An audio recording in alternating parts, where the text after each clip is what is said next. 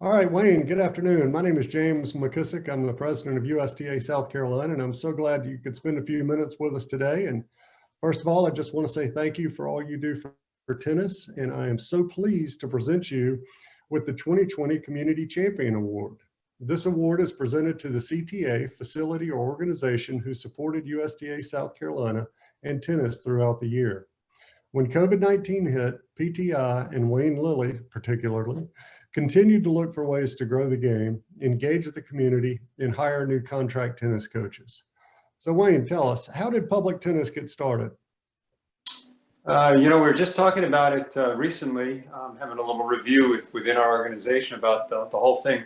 Some really inspired people, frankly, 20 years ago. It's really interesting. About the same time as I was getting involved full-time in tennis, 20 years ago, a group of people in the Hilton Head area decided that there ought to be a public tennis court option in an area where previously there were only club and gated community options to play tennis, so that the community, the local folks, could play tennis. And so they decided to build what is now called Chaplin Park. So that was the initiative that got public tennis started. So we're very true to our name. I mean, this is all about tennis on public courts, so accessible, affordable tennis on public courts. And we're still very active at those courts today. So, as we kind of fast forward to today, during the worst of the COVID crisis, during the summer and right into the fall now, we've been very busy at that same park, which got it all started. That is just fabulous. I mean, as you know, oftentimes the financial aspect is a burden to entry for so many people, or a barrier to entry. So that's fabulous that you've made it more accessible. Can you tell us a little bit about the Junior Apprentice program you started? Yeah, so this was one of the enablers for getting back to tennis in an otherwise pretty difficult time.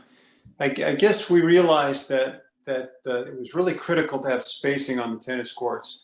And in the kinds of clinics that we would have typically run, there would be a bit of density on the courts. So we realized that if we wanted to put more coaches out there and spread our clinics out over more courts for lower density, like 3, 4, 5 kids per court at the most, we had to make some changes. So we reached out to our team players, some of the really accomplished team players who happen to also be just excellent people, and said, would you apprentice with us as coaches over the summer? Little did we know that the fall would come, by the way, and those same kids would be available as coaches because their school schedule is flexible now. And so we paid them a small amount to come out and do our sessions with us. And we had our professional coaches and our leader volunteer coaches apprentice them, teach them. So we would stagger the courts in such a way that there was always, experienced coaches nearby to courts that were being run by teenage coaches. And it was fabulous. I mean, it's fabulous for 2 reasons too, because it's great for the teenage kids who are the coaches. It's a great life experience for them.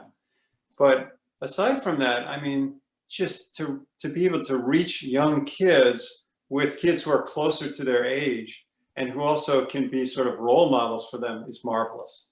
Well, that's great. And didn't you did something innovative too? You did some educational videos with those folks. Can you tell us a little bit about that? Yeah, so we actually also, simultaneous with putting the programs back on the courts at low density, wanted to make sure that we were also reaching out to the kids who couldn't make it to the court.